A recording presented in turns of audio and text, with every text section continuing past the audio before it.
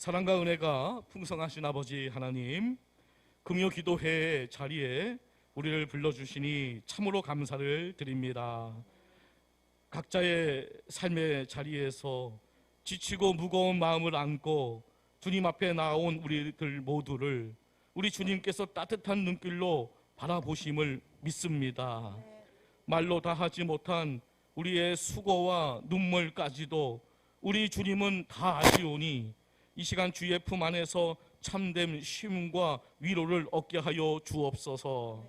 이제 찬양으로 우리 주님을 높이기를 소망합니다. 우리의 입술을 열어 주의 이름을 부를 때에, 우리 주님을 찬송할 때에 굳어진 마음이 녹아지게 하시고 상한 심령이 회복되게 하여 주옵소서. 새 노래하는 가운데 하늘의 위로가 임하게 하시고 우리 성령님께서 친히 우리 가운데 운행하여 주옵소서. 오늘 드려질 찬양을 통해 하나님을 더욱 깊이 기대하게 하시고 기도의 문이 활짝 열리게 하옵소서. 주님을 만나는 기쁨으로 이 시간을 시작하게 하시며 이 밤이 은혜의 밤, 회복의 밤, 소망의 밤, 확신의 밤이 될 수 있도록 인도하여 주옵소서.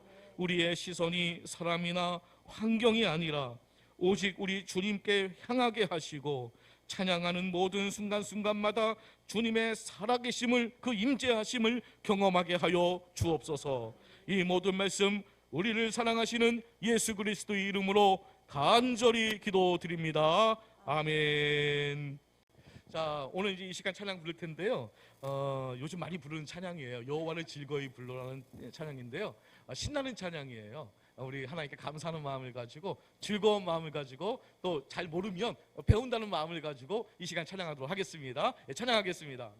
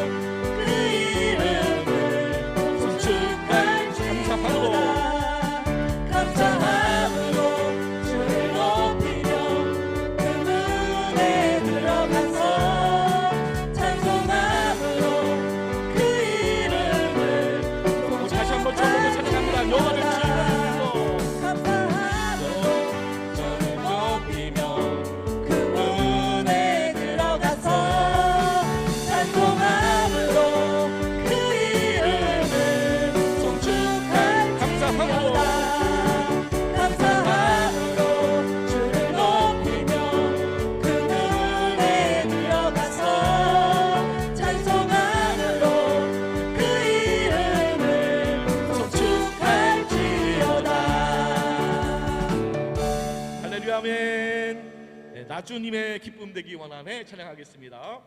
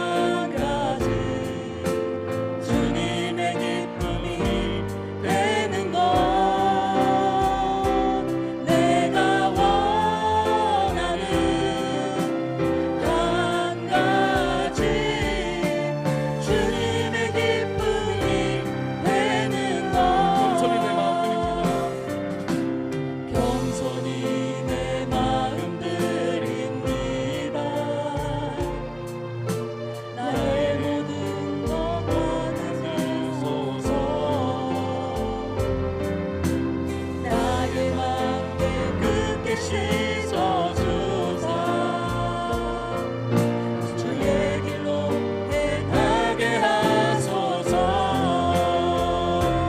내가 원하는 한 가지 주님의 기쁨이 되는 것. 내가 원하는 한 가지 주님의 기쁨이 내가 원하는 한 내가 원하는 한 가지 주님의 기쁨이 되는 것. 내가 원하는 한 가지 주님의 기쁨이 가지 마지막으로 내가 원하는 한 가지 주님의 기쁨이 되는 것. 내가 원하는 한 가지 주님의 기쁨이 되는 것. 아멘. 네, 이 시간 우리 박수 치면서 난 예수가 좋다고 찬양하겠습니다.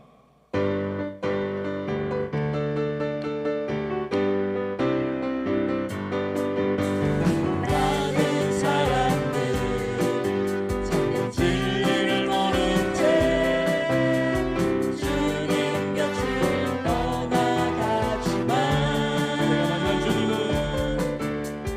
내가 만난 주님은 참 사랑이었고 진리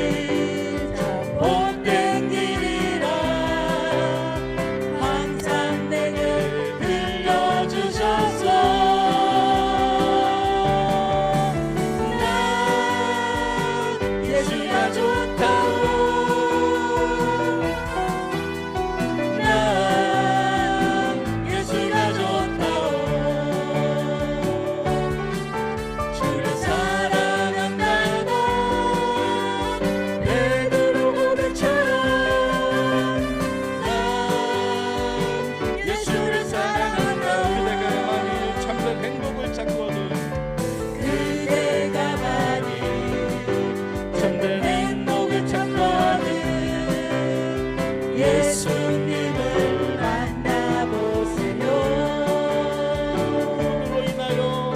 그분으로 인하여 평안을 얻으면 나와 같이 고백할 거요. 난 예수가 좋다오. 난 예수가 좋다오. 주가 사랑한다던 베드로 고백처럼 난 예수를 사랑한다. 죄에서 자유를 얻게 하는 보혈의 능력 주의 보혈 시험을 이기고 승리하니 참 놀라운 주의 보혈 능력이 있도다. 주의 보혈 능력이 있도다. 주의 피 그리고 주의 보혈 그 어린 양이 매우 귀중한 육체의 정욕을 이길 힘은 육체의 정욕을 이길 힘은 보혈의 능력 주의 보혈 정결한 마음을 얻게 하니 참 놀라운 능력이 있도다. 주의 보혈 능력이 있도다. 주의 피 그리고 주의 보혈 그 어린 양의 매우 귀중한 눈보다 더 길게 밝히는 것. 눈보다 더 길게 밝히는 것 보혈의 능력 주의 보혈 부정한 모든 것 밝히시니 참 놀라운 능력이로다. 주의 보혈 능력 있도다.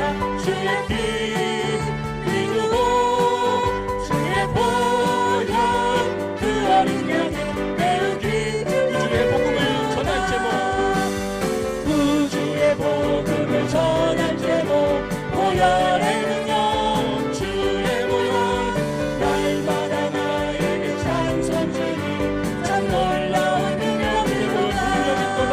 주의 보혈 능력 있도다. 주의 피 그리고 주의 보혈 그 어린 양의 매우 일절자십니다. 죄에서 자유를 얻게 하는 주에서 자유를 얻게 하는 보혈의 능력 시험을 이기는 승리. 시험을 이기는 승리하니 참 놀라운 능력 주의 보혈 능력이 있도다.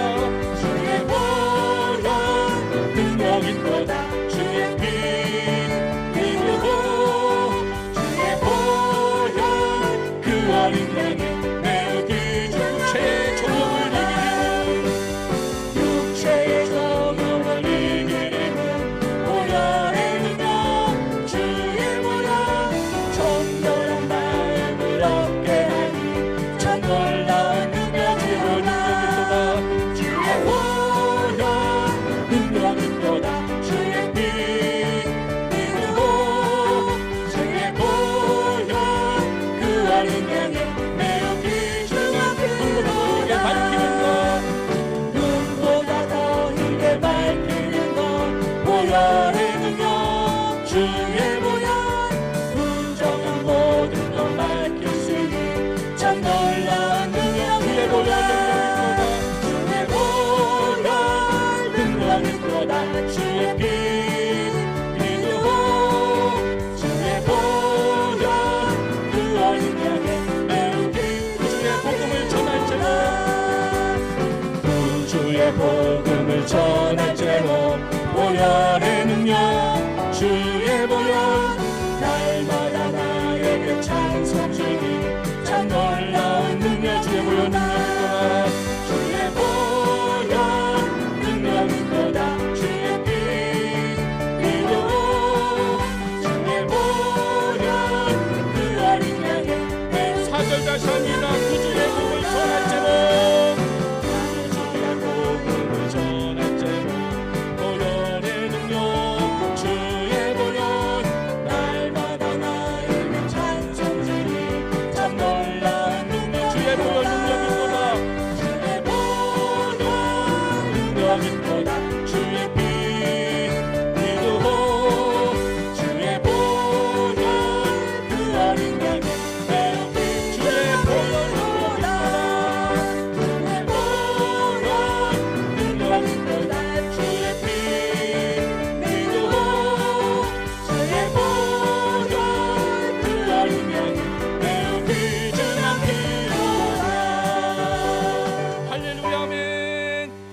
하나님께 영광의 박수 올려드리겠습니다. 이 시간 기도할 때 죄에서 자유를 얻게 하신 그 보혈의 능력을 의지하며 오늘도 주님의 말씀을 듣고 주님의 이름으로 기도할 때 우리의 음성을 들어주시옵소서. 이 시간 주여 외치고 기도하겠습니다. 주여, 살아계셔서 역사하시는 아버지 하나님 감사합니다.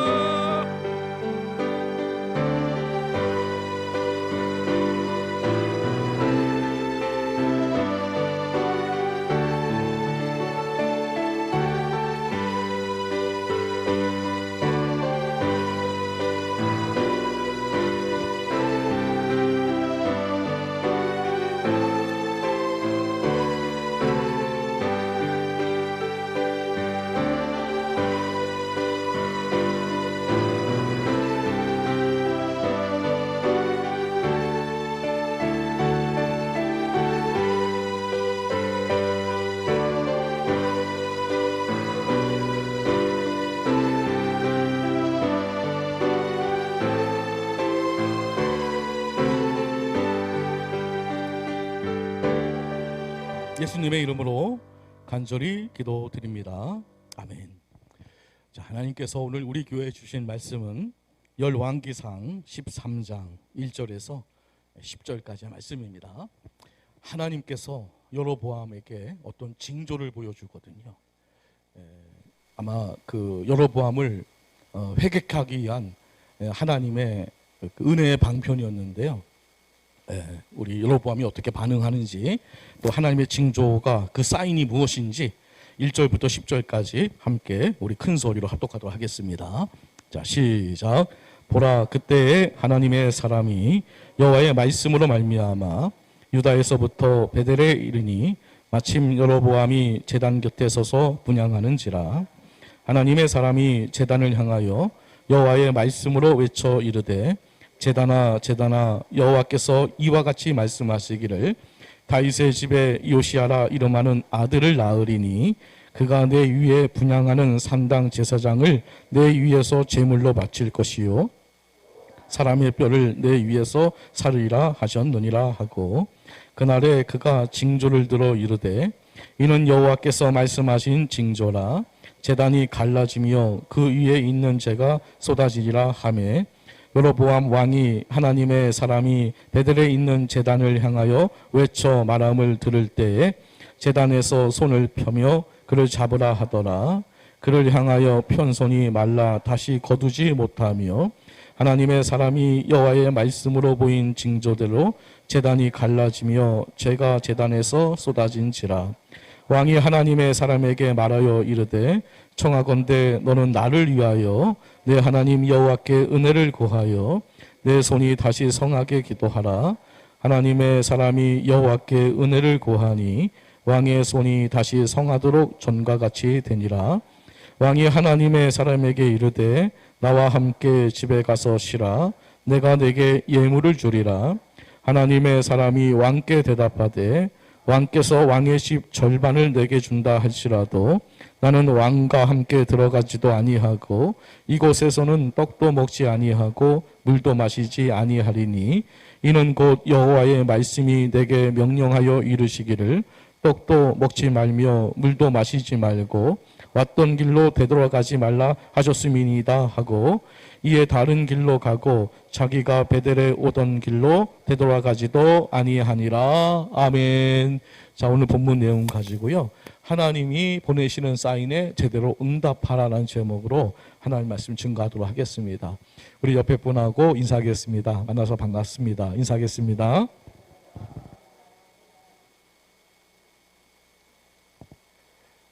우리 금요기도에 나온 우리 성도님들은 다 일당백인 것 같아요. 너무너무 참 이렇게 감사하고, 또 오늘 이렇게 모였는데 또 말씀을 통해서 은혜 많이 받으시고, 또 기도를 통해서 여러분의 기도가 금향로에 담겨져서 하나님께 상달되어지는 그 놀라운 시간이 되었으면 좋겠습니다.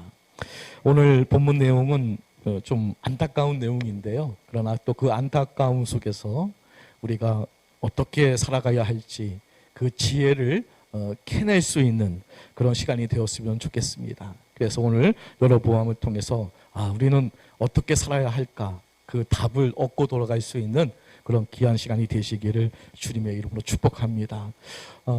솔로몬의 그 우상 숭배로 인해서 솔로몬의 그 아들 때에 나라가 이제 둘로 쪼개지게 되는데요. 솔로몬의 아들 르호보암에게는 두 지파를 주었습니다. 남유다와 베냐민 두 지파를 주었고요. 그리고 한때 솔로몬의 신복이었던, 하지만 또 솔로몬의 미움을 받아서 애굽으로 도망을 갔던 이 여로보암이 다시 돌아와서 10지파의 북이스라엘의 이제 왕으로 이제 등극을 하게 됩니다. 이 이스라엘 왕으로 등극했다는 것은 그가 어떤 쿠데타를 일으킨 것이 아니라요. 그것은 하나님의 섭리였고 또 하나님의 명령이었고 또 하나님의 뜻이었습니다. 그리고 또 여로보암에게 또 하나님은 또 축복의 말씀도 해 주십니다. 만약에 여로보암이 네가 다윗의 길을 걸어가게 된다면 정말 축복을 해 주시겠다고 약속을 하거든요. 하지만 슬프게도 이 여로보암은 이 기회를, 이 축복의 기회를 선용하지 못했습니다. 왜냐하면 그는 그 10지파를 우상숭배, 더 큰 우상숭배로 몰아갔기 때문에 그렇습니다. 그는 자기의 백성들이 매년 예루살렘 성전으로 가서 예배를 드리는 이 문제 때문에 굉장한 그 마음의 불안과 두려움에 휩싸이게 되었고, 그것으로 인해서 북이스라엘 사람들이 예루살렘에 가지 못하도록 베델과 단에 금송아지를 만들고 단을 만들고 제사장을 만들고 신흥 종교를 만들어서 그들이 예루살렘을 가지 못하도록 막았습니다. 그리고 그 베델과 그 단 지역에서 우상을 숭배하도록 그렇게 만든 겁니다. 이것이 하나님 보시기에 굉장히 정말 마음을 아프게 했고요. 하나님이 진노하셨습니다. 물론 하나님은요, 이러한 배교가 있을 때 즉각적으로 심판할 수 있었겠지만 하나님께서는 이 여로보암 왕에게 어떤 경고와 심판의 메시지를 보냄으로써 그에게 회개할 기회를 준 겁니다. 오늘 본문이 그런 내용입니다. 하나님께서 그냥 바로 치실 수 있었습니다. 그런데도 불구하고 어떤 메시지를 줬다는 것은, 어떤 징조를 줬다는 것은 회개할 기회를 줬다는 것이죠. 그 내용을 보게 되면 하나님은 알려지지 않은 하나님의 사람, 선지자를, 그러니까 이름은 나오지 않습니다. 그 선자를 여로보암에게 보내서 네가 앞으로 이 우상 숭배로 인해서 앞으로 그 요시야라는 그 왕, 300년 뒤에 나오는 남유다의 16대 왕입니다. 이 왕이 바로 네가 만든 그 모든 종교를 다 파괴할 것이다 라고 예언을 합니다. 그리고 그 증거로서 이 제단이 이게 둘로 쪼개질 것이다 라고 이제 예언을 하게 됩니다. 그리고 그 내용을 한번 보겠습니다. 자, 열왕기상 13장 3절 말씀 읽어보겠습니다. 그러니까 그 증거, 그러니까 요시야 왕이 와서 이걸 다 심판할 거다. 그래서 그게 왜 확실한 거냐? 그 증표를 보여준 겁니다. 13장 3절. 자, 시작. 그날에 그가 징조를 들어 이르되 이는 여호와께서 말씀하신 징조라. 제단이 갈라지며 그 위에 있는 재가 쏟아지리라. 아멘. 그러니까 이제 이게 무슨 뜻이냐면요. 이 하나님의 말씀이 틀림없다라는 것을 보여주기 위해서 지금 조금 있다가 이 징조가 일어날 거다. 그게 뭐냐? 제단이 갈라지며 그 위에 있는 재가 다 쏟아질 거다. 이거 아무도 건드리지도 않는데 그게 그렇게 된다는 겁니다. 그러니까 이 이야기를 들은 여로보암이 화가 나서 그 선자를 체포하려고 손을 딱 내밀었는데 이 손이 어떻게 됐을까요? 그대로 말라버렸습니다. 그래갖고 이거를 뭐 걷어들이지 못하고 이렇게 이제 이 손을 어떻게 뭐 할 수가 없는 거예요. 그런데 그러자마자 그 징조대로, 그 말씀대로 단이 갈라지며 재가 단에 쏟아지게 됩니다. 자, 열왕기상 13장 5절 말씀 읽어볼게요. 자, 시작.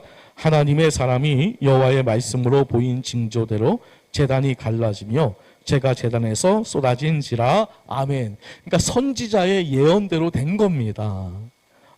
그러면 이 선지자가 예언했던 그 모든 말은 어떻겠습니까? 확실히 이루어질까요? 안 이루어질까요? 이루어진다는 거죠. 아니 어떻게 아무런 손도 대지 않는데 그 제단이 갈라져서 갑자기 그 재가 쏟아집니까? 그러니까 놀라운 거죠. 그런데 이 여로보암 왕은 그게 중요한 게 아니었어요. 이 여로보암 왕은 뭐가 중요한 거예요 지금? 이 손이 중요한 거예요. 그래서 이제 간청을 해요. 하나님의 은혜로 이거 좀 고쳐달라.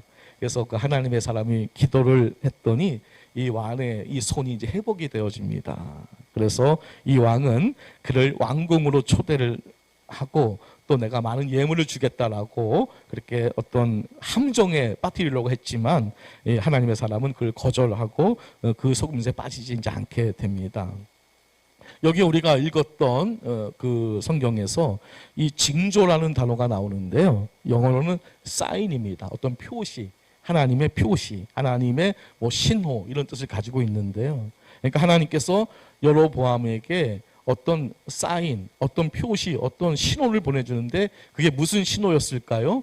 우상 숭배를 이제 멈춰라. 빨간 불을 딱 켜준 거예요. 여기서 멈춰야 된다. 더 이상 가면 안 된다. 하지만 여로보암은 이 하나님의 이 빨간 신호등, 이 사인에도 불구하고 그는 멈추지 않았습니다. 그는 그 하나님의 신호에 제대로 반응을 하지 못했던 거죠. 오히려 여로보암은 북이스라엘의 우상 숭배의 길을 활짝 열어주게 됩니다. 엄청난 죄죠. 그러나 하나님의 심판이 곧바로 임하지는 않았는데요. 뭐 솔로몬도 그렇고 다윗도 그랬습니다. 또 하나님께서 여러분에게 또 기회를 주시거든요. 그래서 성경을 보게 되니까 최소한 2번의 기회가 있었더라고요. 그 첫 번째 기회는 바로 우리가 읽었던 오늘 본문, 하나님의 그 젊은 선지자를 보내서 직접 하나님의 경고의 말씀을 들었고 그 증거로 하나님의 그 징조, 그 사인을 이제 보게 하신 것. 이게 첫 번째 기회였고요. 이제 두 번째 기회는 오늘 우리가 읽었던 이 본문 그 다음 장에 넘어가게 되면 열왕기상 14장으로 넘어가게 되면 갑자기 여로보암의 아들이 병에 걸립니다. 그래서 이 여로보암이 아비야 선지자에게 이제 아내를 변장시켜서 보내게 돼요. 어떻게 우리 아들이 될 것인가. 그때 아이야가 아내에게 예언하기를 이 아들은 죽는다. 그리고 그것뿐만 아니라 여로보암의 그 가문은 완전히 하나님께서 쓸어버린다. 이렇게 예언을 하거든요. 이 예언을 듣고 집에 딱 들어오는 그 순간에 딱 아들이 죽습니다. 하나님은 여로보암에게 이 아들의 죽음을 통해 회개할 수 있는 마지막 기회를 허락하셨습니다. 그러나 여로보암은 그 기회마저 붙잡지 못하게 됩니다. 하나님은 여로보암에게 수많은 방법으로 우상 숭배를 제발 멈추라고 그 빨간 신호등의 그 사인을 계속해서 보내셨거든요. 선지자를 통해서 보내고 아들의 병듦을 통해서 보낸 거고 마지막으로 그 아들의 죽음을 통해서도 멈춰야 된다고 그렇게 사인을 보냈는데도 불구하고 그는 그 사인을 제대로 인식하지 못했습니다. 하나님은 지금을 살고 있는 우리들에게도 끊임없이 사인을 보내고 있습니다. 신호를 보내고 있거든요. 어떤 사람들에게는 제발 좀 교회 좀 나가라 이런 사인을 보낼 수가 있고요. 이제는 하나님께 헌신하라 이런 사인이 올 수도 있는 거고요. 하여튼 우리 주변에 각각의 인생에 맞는 그런 하나님의 사인이 있습니다. 내 주변에 일어나는 그 모든 어떤 현상들 속에는 하나님의 사인이 다 숨어 있는 겁니다. 뭐 지진이 일어날 때도 또 하다못해 어떤 사람은 구름을 봐도 저건 하나님의 사인이 있을 거야 라고 할 정도로 사실 믿는 사람들은 그런 것에 있어서 그런 감각에 섬세한 눈길로 바라봐야 할 줄 믿습니다. 왜냐하면요, 하나님은 우리의 머리털까지도 다 세신다고 했잖아요. 그렇다면 이 세상에 우연은 없습니다. 그렇지 않겠습니까? 오늘 내가 만나는 사람들 또 내가 겪는 이런 일들은 다 우연이 아니라 하나님의 섭리고요. 또 그런 것을 통해서 하나님께서 나에게 말씀하고 있는 것이 무엇인지를 우리가 좀 볼 수 있는 그런 감각이 우리에게 있어야 할 줄 믿습니다. 하지만 안타깝게도 많은 사람들이 이런 하나님의 사인을 인식조차 못하고 또 어떤 사람은 그 하나님의 쌓인대로 또 살지 못하는 그런 인생을 사는 사람이 너무 많습니다. 뭐 여로보암, 사울 왕처럼 말입니다. 그러나 하나님의 사인을 무시하면 큰 사고가 나거든요. 빨간 신호등 무시하면 어떻게 됩니까? 자, 차를 운전하는데 그 신호등, 빨간 신호등을 무시하고 그냥 직진하면 어떻게 됩니까? 큰 사고 납니다. 정말 큰 사고 나거든요. 여로보암은 하나님께서 정죄하라는 그 신호를 보냈음에도 불구하고 그가 멈추지 않았는데요. 만약에 이때 여로보암이 멈췄더라면 여로보암의 인생은 어떻게 되었을까? 아마 많이 달라졌을 겁니다. 자, 그러면 오늘 우리는 여로보암의 그 인생사를 통해서 왜 사람들은 이렇게 하나님의 쌓인대로 움직이지 못할까에 대해서 그런 주제를 가지고 하나님 말씀 함께 나눠보도록 하겠습니다. 자, 첫째는 영적으로 무감각하기 때문에 그렇습니다. 영적으로 감각이 없습니다. 자, 열왕기상 13장 5절 6절 말씀 읽어볼게요. 자, 시작. 하나님의 사람이 여호와의 말씀으로 보인 징조대로 제단이 갈라지며 재가 제단에서 쏟아진지라 왕이 하나님의 사람에게 말하여 이르되 청하건대 너는 나를 위하여 내 하나님 여호와께 은혜를 구하여 내 손이 다시 성하게 기도하라. 하나님의 사람이 여호와께 은혜를 구하니 왕의 손이 다시 성하도록 전과 같이 되니라. 아멘.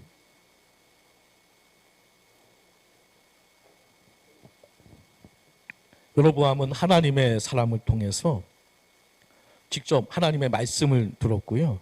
또 하나님의 징조까지 직접 목격을 했습니다. 그럼에도 불구하고 그 하나님의 그 사인에 전혀 이제 반응을 하지 않았는데요. 오히려 단지 자신의 손을 다시 성하게 해달라고 선지자에게 간구하고 있는데요. 사실 지금 이 손이 중요한 게 아니거든요. 이것 때문에 심판받을 거고 자기 가문이 완전히 멸망할 거거든요. 그게 더 심각한 거잖아요. 아, 이 손 하나 장애가 되더라도 내 가족을 살리고 내 민족을 살리는 게 더 중요한 거지. 이 내 손 하나 이거 성해 보겠다고 그 경고의 말씀 이거를 이렇게 무시했다는 거죠. 그러니까 영적으로 얼마나 여로보암이 무감각했는지를 우리가 알 수가 있습니다. 하나님께서는 절대로 하나님의 백성들을 곧바로 심판하지 않거든요. 그러다 보니까 이 착각을 하는 겁니다. 에이, 뭐 잘못을 해도 그 심판이 안 오니까요. 당장은 안 오니까 괜찮나 봐. 이게 사실 기회를 주시는 거고 어떤 사인을 주시는 건데 이걸 오해를 해서 아이, 뭐 잘못을 해도 요거만 잘 넘어가면 어떻게 되겠지. 영적 무감함이 이게 아주 극치에 달하는 거죠. 참 사람은 참 이상한 존재인 것 같아요. 이 영적으로 무뎌지게 되면요. 참 바보 같아요. 왜냐면요. 가룟 유다 아시죠? 이 가룟 유다에게 하나님께서 회개할 기회를 줬을까요? 안 줬을까요? 가룟 유다에게요? 줬더라고요. 어떻게 줬냐면요. 예수님께서 이렇게 말씀하십니다. 제자들에게, 그러니까 가룟 유다도 포함한 거예요. 너희 중에 한 사람이 나를 팔 것이다. 그러면 누구는 알고 있는 거예요? 가룟 유다는 알고 있는 거잖아요. 그러니까 이게 무슨 말씀이에요? 너 빨리 회개하라. 그러거든요. 근데도 나는 아니야. 이렇게 생각을 한 거예요. 가만히 있으니까 또 주님께서 뭐라고 말씀하시면요. 이렇게 말씀하세요. 나와 함께 그릇에 손을 넣는 그가 나를 팔 것이다. 이 정도 얘기했으면 빨리 회개해야 되지 않겠습니까? 그런데도 가룟 유다가 그러지 않았던 거예요. 마지막으로 가룟 유다가 예수님께 물어요.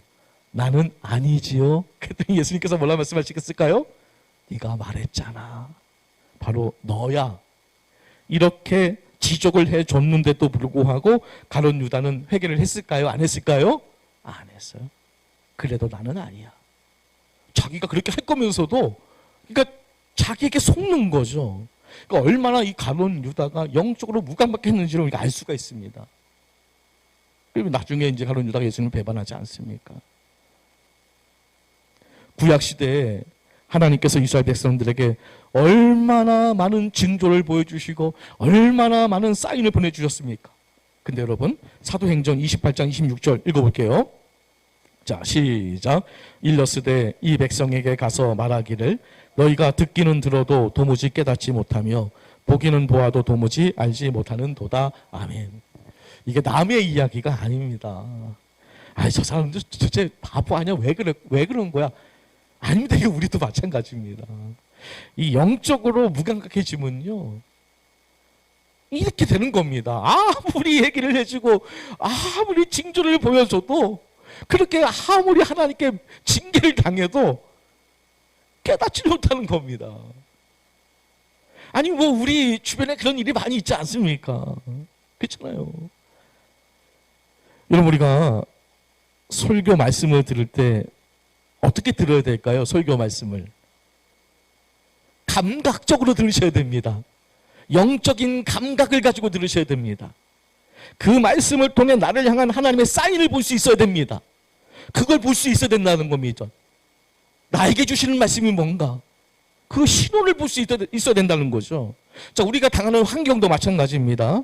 모든 것은 우연이 아니잖아요. 하나님의 섭리잖아요. 그러므로 내가 당하고 있는 일에서 우리는 하나님의 말씀, 하나님의 사인, 하나님의 징조를 발견할 수 있어야 된다는 겁니다. 그러니까 신앙은 이런 감각을 살려야 되는 겁니다. 그래서 꿈을 꿔도 이 꿈이 도대체 뭔 메시지인가, 이걸 생각해 봐야 된다는 겁니다. 그냥 지나갈 일이 아니라는 겁니다.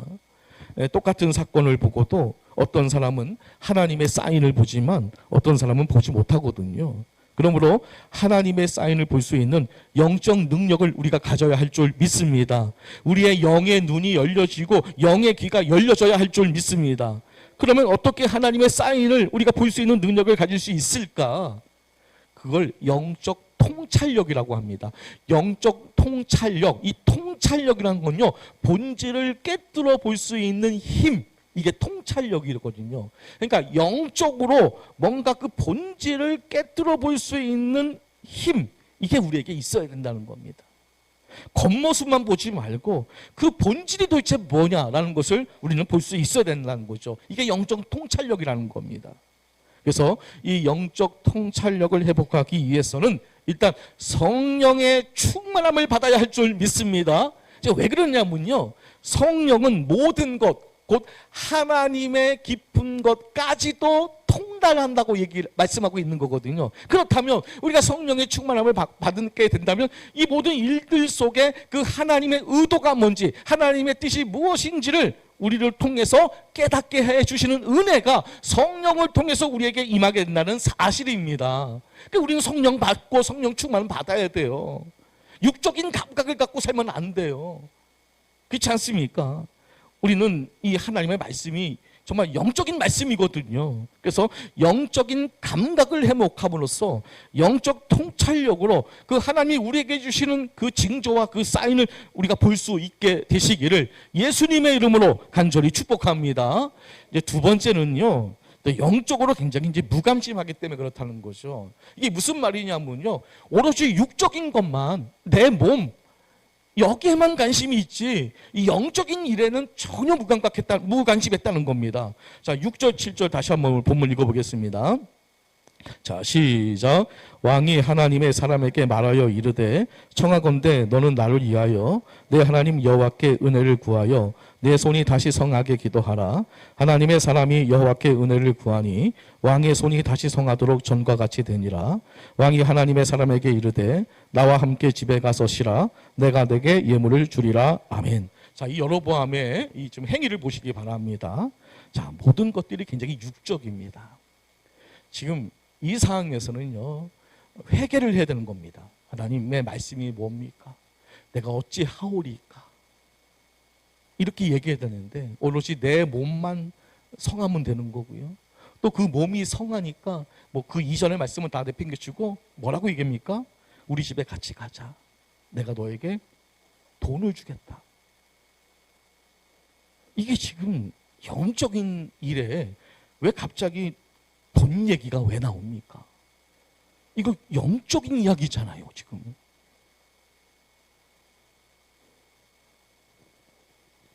하나님의 사람이 전한 그 말씀, 그 메시지가 핵심이 아닙니까?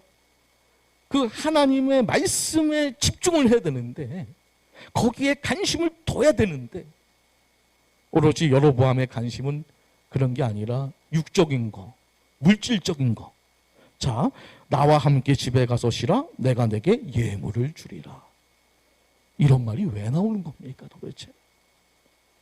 여로보암의 관심은 하나님의 징조 이런 것이 아니라 자신의 손을 성하게 하는 것, 그리고 그 자신의 손을 성하게 한 이 선지자가 뭔가 좀 이 사람 보니까 좀 능력이 있어. 그러다 보니까 왠지 이 사람을 좀 붙잡아서 뭔가 이득을 취하려고 하는 그런 것들이 이제 이 여로보암에게 있었다는 겁니다.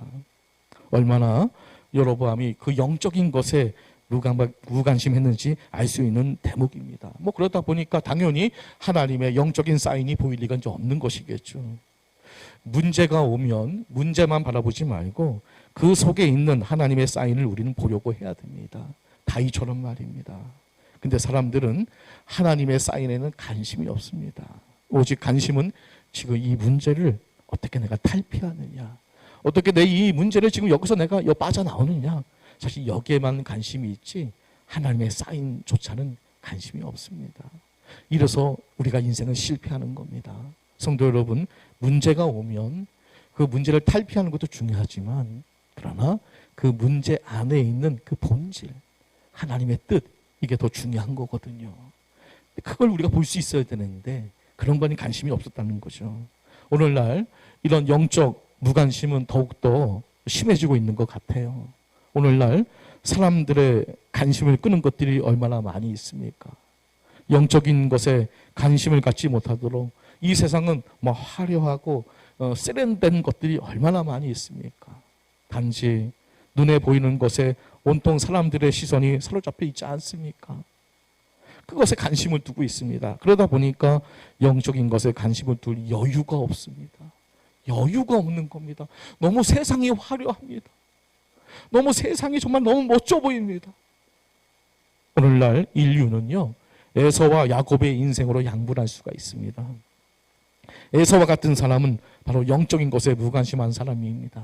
장자의 명분? 그게 뭐가 필요해? 내가 당장 죽게 됐는데 팥죽이 중요하지. 팥국 한 그릇에 그 장자의 명분을 팔아버렸습니다. 엄청난 영적인 무관심이죠. 그러나 야곱, 영적인 것에 관심을 가졌습니다. 그 장자의 명분을 얻기 위해서 그는 정말로 투쟁하고 애쓰고 노력을 했습니다. 사단은요, 항상 무관심이라는 그 이름의 바이러스를 사용해서 인간을 불행의 늪으로 몰아놓습니다. 그런 것에 왜 관심을 가져? 영적인 거 그거 내일 생각해. 지금은 먹고 살아야 되잖아. 지금 당장 네가 해야 될 일이 있잖아. 내일 생각해. 그 내일이 됩니다. 그러면 아이고 뭘 또 그걸 또 지금 생각을 해. 응? 네, 그 다음에 해도 되잖아.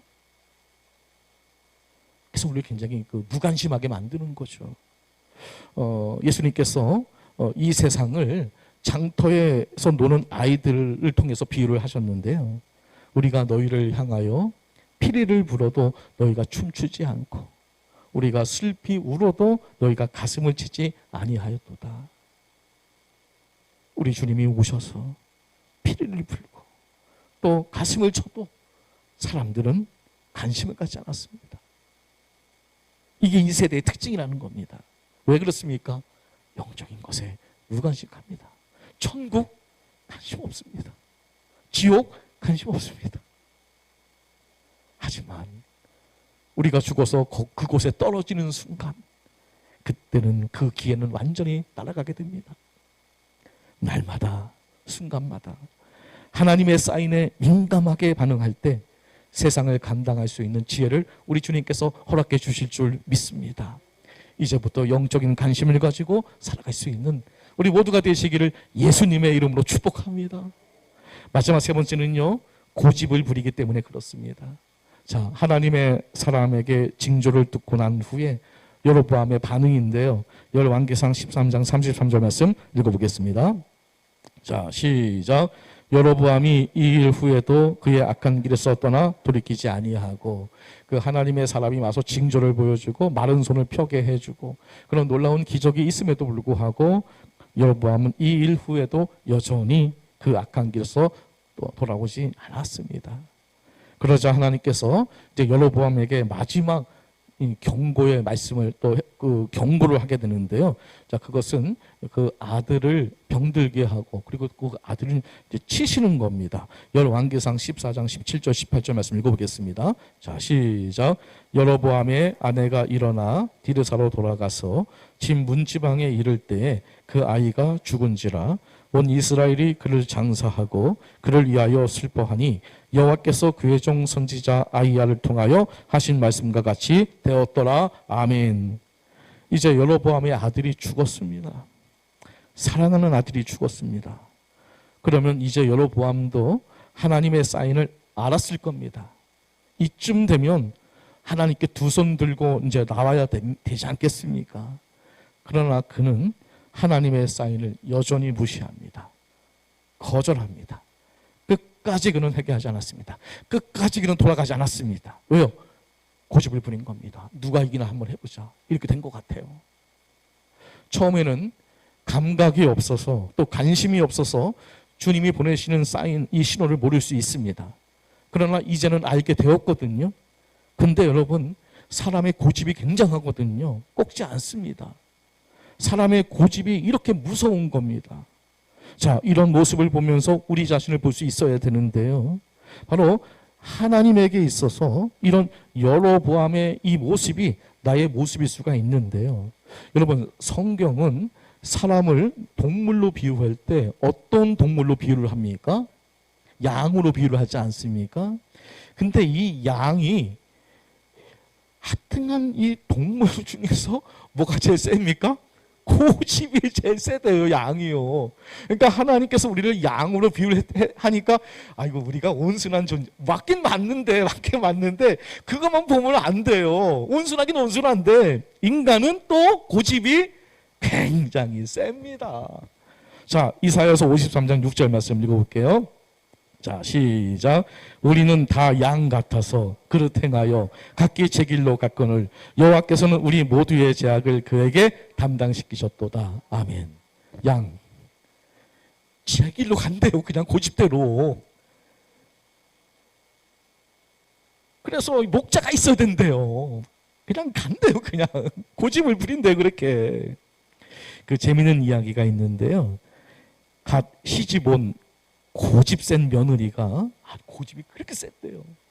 생선을 굽고 있는데 한쪽만 계속 태우고 있는 거예요. 그러니까 시아버지가 얘야, 아까 왜 뒤집어 굽지 않고 왜 이렇게 한쪽만 그렇게 태우니? 그랬더니 아버님 그냥 냅두세요. 지가 뜨거우면 들어 눕겠죠. 그랬잖아요. 아이, 목수도 고칠 수 없는 집이 있대요. 고집을 그거는 고칠 수 없대요. 아, 이스라엘 백성들 그렇게까지 보여줬는데, 그렇게까지 징조를 보여주고, 그렇게까지 기적을 일으켜줬는데도 불구하고 이렇게 고집 부리고 있는 모습, 이게 우리 인간의 모습이라는 거예요. 예레미야 선지자가 이스라엘 백성들에게 이렇게 말했는데요. 예레미야서 8장 5절 말씀 읽어볼게요. 자, 시작. 이스라엘 백성이 항상 나를 떠나 물러가면 어찌함이냐. 그들이 거짓을 고집하고 돌아오기를 거절하도다. 아멘. 그러니까 우리가 회개, 그러니까 돌아올 때 가장 큰 장애물 중에 하나가 바로 이 고집. 이 고집이 우리를 하나님으로 돌아가지 못하게 한다는 겁니다. 이렇게 고집이 하나님의 사인을 거절하게 한다는 것이죠. 어떤 사람 보게 되면 그렇게 교회 나오라는 그 엄청난 사인이 있음에도 불구하고 안 나오지 않습니까? 끝까지 고집을 부리는 겁니다. 근데 여러분, 이 하나님의 사인을 알고도 무시하는, 그러니까 거절하는 이 고집은요, 이게 죄일까요? 죄가 아닐까요? 우리는 지금 세상 사람들이 이게 잘못 생각하고 있는 게 있는데요. 이 고집이 죄라고 생각을 안 해요. 근데 그렇지 않습니다. 이 고집이 엄청 심각한 죄더라고요. 자, 사무엘상 15장 23절 말씀 읽어보겠습니다. 자, 시작. 이는 거역하는 것은 점치는 죄와 같고 완고한 것은 사신 우상에게 절하는 죄와 같음이라. 아멘. 아, 우리가요 이제 성경을 읽어보게 되면요, 이 고정관념을 많이 깨야 되겠더라고요. 왜냐하면 제가 수요일에 말씀드렸잖아요. 거짓. 이게 별게 아닌 게 아니거든요. 이게 성 밖으로 쫓겨난다고 할 때 이 거짓도 굉장한 큰 죄더라고요. 이게 거의 우상숭배, 살인하는 죄와 동급의 죄더라고요. 굉장히 심각한 겁니다. 자, 그런데 이 고집도요, 이거 굉장히 심각한 겁니다. 완고한 것, 이 고집이거든요. 이게 뭔 죄와 같다는 거예요? 사신 우상에게 절하는 죄와 같다는 거예요. 그러면 이 고집이 큰 죄입니까? 큰 죄가 아닙니까? 굉장히 큰 죄죠.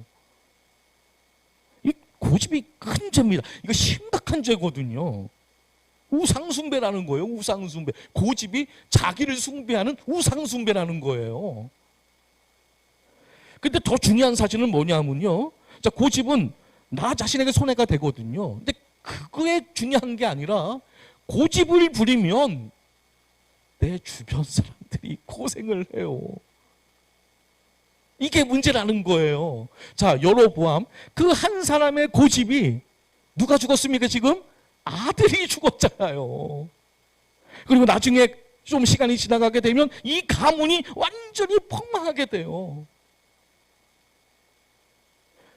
나 하나 뭐 잘못되는 건 괜찮은데 이 나 하나의 고집 때문에 이 고집이 내 자녀에게도 영향이 미치고 내 자손에게도 이 영향이 미쳐간다는 거예요. 그러니까 굉장히 심각한 거죠. 자, 그리고요, 이 고집은 결국 하나님의 진노를 쌓고 있는 거라는 거예요. 로마서 2장 5절 말씀 읽어보겠습니다. 자, 시작. 다만 내 고집과 회개하지 아니하는 마음을 따라 진노의 날 곧 하나님의 의로우신 심판이 나타나는 그날에 이 말 진노를 내게 쌓는도다. 고집을 부리면 부릴수록 뭘 쌓고 있는 겁니까? 진노를. 굉장히 심각한 거거든요. 여로보암은 하나님의 역사를 눈으로 목격하고도 또 체험하고도 자신의 고집을 꺾지 않았습니다. 결국 자기 방식의 길로 고집스럽게 걸어감으로써 여로보암의 그 집이 멸망을 받게 되고 후날에는 북이스라엘이 멸망을 당하게 됩니다. 사랑하는 성도 여러분, 인생을 잘 사는 비결이 뭡니까? 고집을 버리는 겁니다. 그러면 살 수 있습니다. 그러면 회복될 수 있습니다. 괜찮습니다. 고집 버린다고 해서 여러분 우리가 많은 자존심 상하는 거 아닙니다. 하나님이 더 좋은 곳으로 태워 주신다고 우리는 믿습니다. 그러므로 하나님의 사인을 보았을 때 빨리 고집을 버리고 하나님의 뜻에 순응할 수 있는 여러분 모두가 되시기를 예수님의 이름으로 간절히 축복합니다. 말씀을 정리하겠습니다. 하나님은 지금도 우리에게 사인을 줄까요? 안 줄까요? 주고 있습니다. 설교 말씀을 통해서도 줄 수 있는 거고요. 사람들을 통해서, 환경을 통해서, 고난을 통해서, 질병을 통해서 하나님은 우리에게 계속해서 사인을 보내고 계신 겁니다. 문제는 우리가 그 사인을 지금 보고 있는가 못 보고 있는가, 이 문제거든요. 하나님의 사인대로 살면 놀라운 승리를 맛보게 될 줄 믿습니다. 그러나 우리가 그걸 보지 못한다면 그 결과는 뻔한 겁니다. 첫째, 영적인 감각을 회복하시길 바랍니다. 민감하게 반응하시길 바랍니다. 영적인 것에 관심을 가지시길 바랍니다. 고집을 버리시기를 바랍니다. 하나님의 사인을 잘 파악하고 그 사인대로 반응하며 사는 사람이 복된 사람인 줄로 믿습니다. 하나님의 사인은 우리를 돌이키기 위함인 것이고요, 우리를 회복하기 위함인 것이고요, 잘못된 길에서 돌아서게 하기 위함인 것이고요, 결국 우리를 승리의 삶을 살기 위한 하나님의 놀라운 은혜라는 것을 우리는 꼭 기억해야 할 줄 믿습니다. 하나님의 사인을 잘 보면서 하나님이 원하시는 그런 삶을 살아갈 수 있는 복된 그 승리의 인생들이 다 되시기를 주 예수 그리스도의 이름으로 간절히 축원합니다. 이 시간 우리 함께 기도할 때 성령으로 충만하여 영적인 감각을 회복시켜 주시옵소서. 영적인 것에 관심을 갖게 하여 주시옵소서. 고집을 버리고 주의 말씀에 순종하게 하여 주시옵소서. 이 시간 주여 외치고 기도하겠습니다. 주여!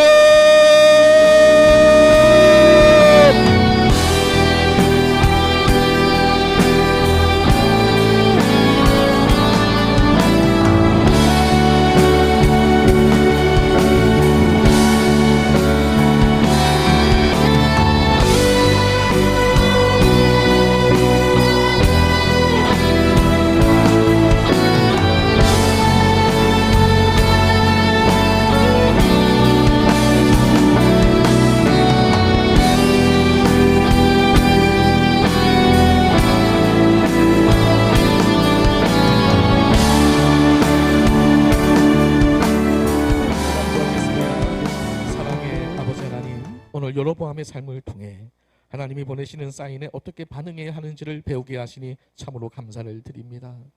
영적으로 무감각하여 하나님의 경고를 놓치고 영적인 일에 무관심하여 또 고집으로 하나님의 뜻을 거절했던 우리의 모습을 이 시간 회개합니다.